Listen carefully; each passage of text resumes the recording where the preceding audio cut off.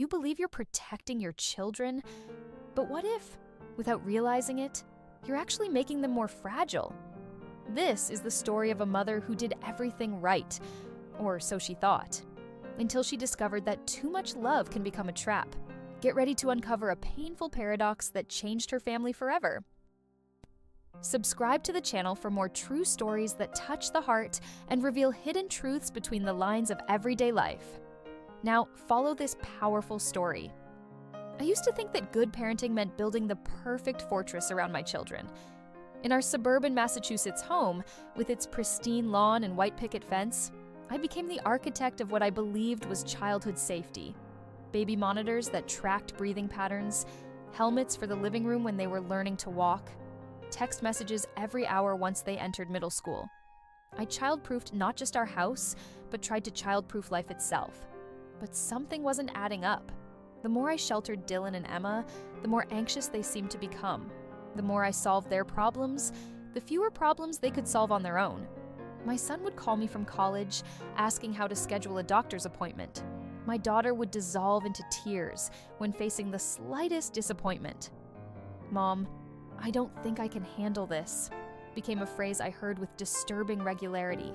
And each time I would swoop in like a helicopter, blades whirring, to rescue them from the uncomfortable situation. How could this be happening? I'd given them everything, protected them from every conceivable harm, and yet, somehow, they seemed more fragile than ever. It wasn't always this way. I remember the day I became a mother, the overwhelming sense of responsibility that crashed over me like a tidal wave.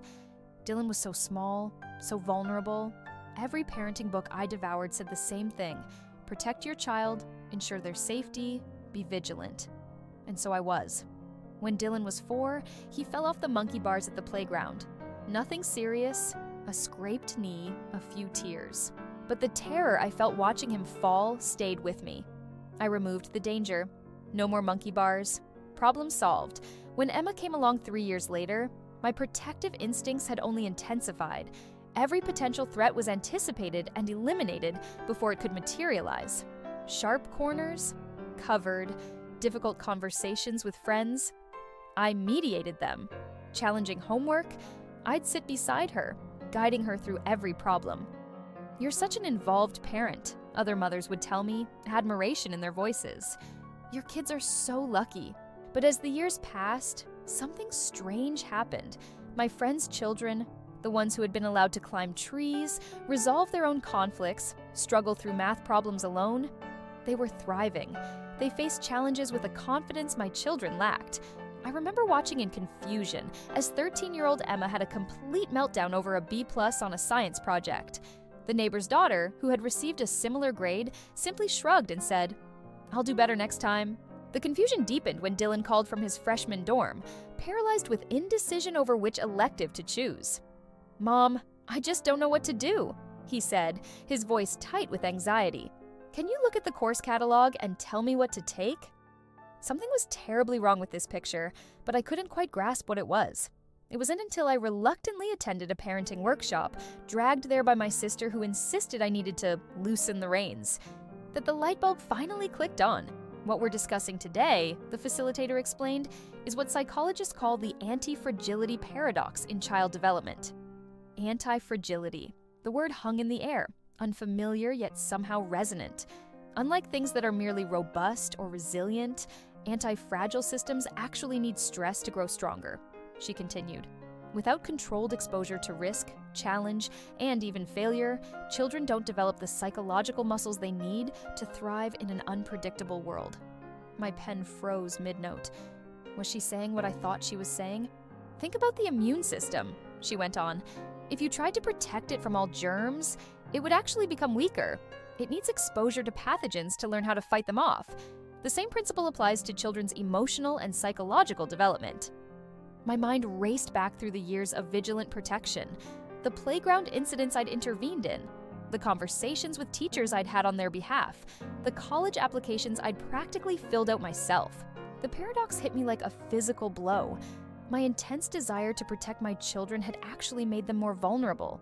By removing obstacles, I'd prevented them from developing the strength to overcome them. By solving their problems, I'd convinced them they couldn't solve problems on their own. In my desperate attempt to build a fortress of safety, I'd actually constructed a prison of dependency.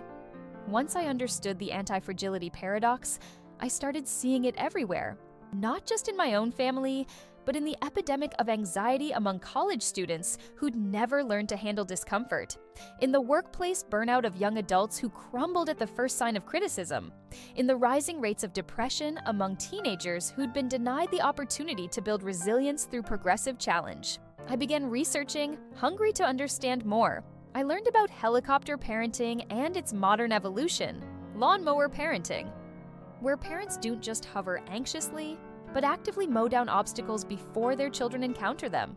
The evidence was clear. Children need to experience appropriate risk and failure to develop confidence and competence.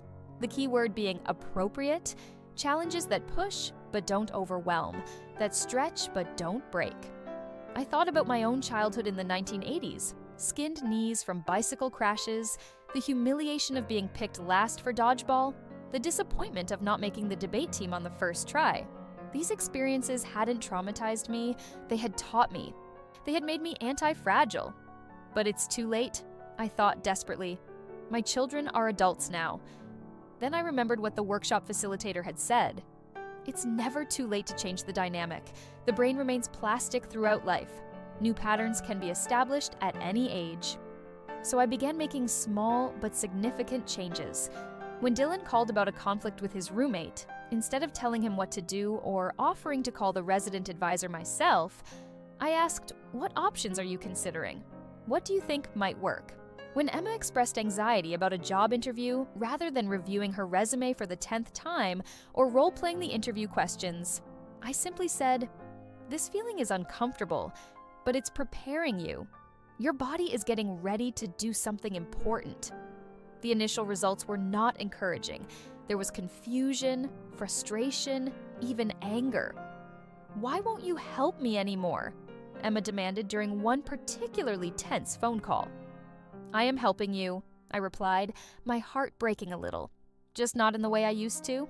It's been 3 years since I discovered the anti-fragility paradox, and our family landscape has shifted dramatically. Dylan now navigates his post-college life with growing confidence. Last month, when his car broke down on a road trip, he didn't call me first. He solved the problem himself and mentioned it later in passing. I felt a bittersweet pride in my unnecessary presence. Emma still struggles with anxiety, but she's learning to see it as information rather than a threat. "I'm nervous about this presentation," she told me recently, "but that just means it matters to me. I can use that energy." As for me, I've had to confront the uncomfortable truth that my perfect parenting was never really about my children's needs, it was about my fears. Every helmet, every intervention, every solved problem was really my attempt to control the uncontrollable. The fact that to live is to encounter risk, disappointment, and pain. The most profound paradox of all is this: to truly protect our children, we must allow them to experience hurt. To truly love them is to let them struggle. To truly help them is sometimes to stand back and watch them figure things out for themselves. I now understand that the white picket fence I built around our family wasn't protection, it was limitation. Real safety is not found in the absence of danger, but in the presence of confidence to face whatever comes. Yesterday, I received a text from Dylan that I've saved to read whenever I feel the old protective instincts rising up. "Thanks for letting me fail, Mom. I never would have found out what I'm capable of if you hadn't."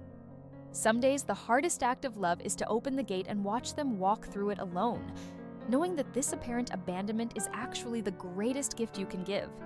Because in the end, we don't just want our children to be safe, we want them to be strong.